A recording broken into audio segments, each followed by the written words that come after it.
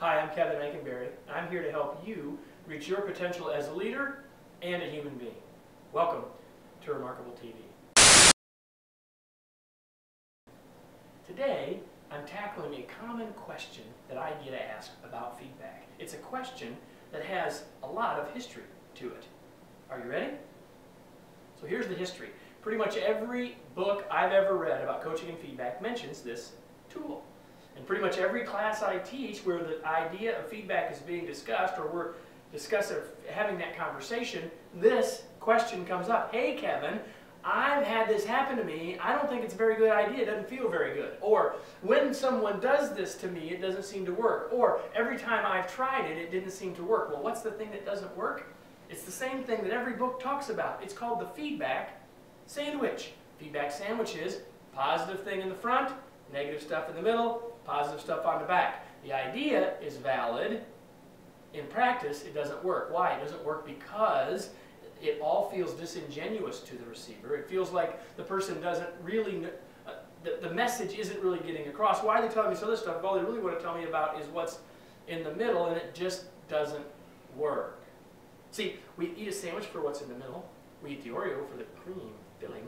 And so when we get ready to go give someone feedback, we're thinking about, in this case, the negative feedback that we need to give them. And that piece of feedback is specific and meaningful, and we've got data and all that stuff. And then we say, oh my gosh, I can't just give them that. I should say something good too. So then we put some fluffy stuff on the outside, much like a piece of bread. So we got all this heavy-duty meat, specific stuff in the middle, fluffy stuff on the outside, and it makes no sense. It doesn't work. The feedback sandwich can work if it's done correctly.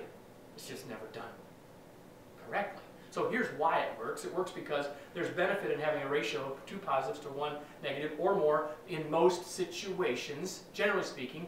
That's why people talk about it. There's value in the fact that we remember things that happen at the beginning and the end more, everything else being equal. But the reason it doesn't work isn't because of the way it's structured, but because of the way people actually implement it. So here's the thing. If you really have feedback to give someone, and you have positive and valuable and specific feedback, you should give that to them. And if you have some corrective feedback that's also meaningful and valuable and you have data for, you should also give that. But it should, if all of that exists, say, hey, here's the things you're doing really, really well.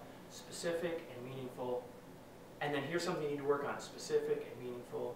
And then something else specific and meaningful. Now we got a sandwich that really works. And it's all fits together like a delectable treat. But here's the thing.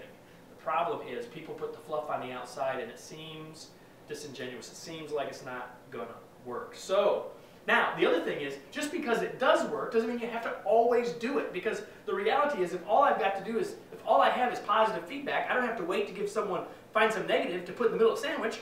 And it also doesn't mean that I have to do it every single time, because if something just happened like a safety issue or something urgent, I may need to give someone some very specific feedback. Hey, we can't do that, or we've got to fix that right now. And there may not be a sandwich right now. Over time, I hope you have a ratio.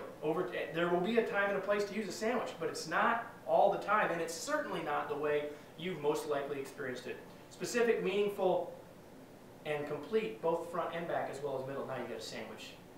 It's nutritious to eat. Here's today's tweet. Make your feedback honest, meaningful, and balanced, but not necessarily as a sandwich. If you found this video and this idea helpful, I hope that you'll subscribe to future episodes in the link below. And if you really liked it, I hope that you'll share it with some friends. Share it with 3 friends, and you'll benefit by helping them. They'll benefit by getting to take advantage of this idea, and I'll be happy as well. Everybody will win. So before you go, giving feedback is an important part of our job as a leader, and the reality is that when we're a new leader, a lot of times that's a skill that's hard for us to build. So one of the best ways as a new leader, or as someone still working on how to give better feedback, one of the best ways to do that is to take our interactive and fun 2-day Bud to Boss workshop. And you can join us for that both in a public session, or we can bring it in-house to you. If you want to learn more about that, click on the link below.